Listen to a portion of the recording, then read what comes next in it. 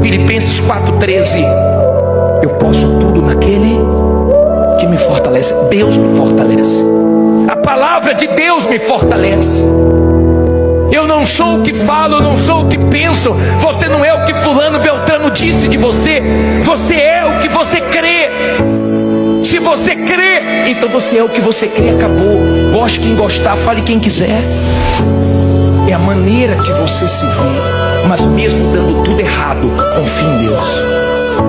Mesmo dando tudo errado, mesmo saindo do teu controle, mesmo acontecendo o contrário do que você esperava, continue confiando em Deus, mas confia mesmo. Quando a sua fé está na palavra de Deus, na promessa de Deus, cedo ou tarde, o que Ele prometeu acontece. Porque para Deus, os nossos problemas não significam nada.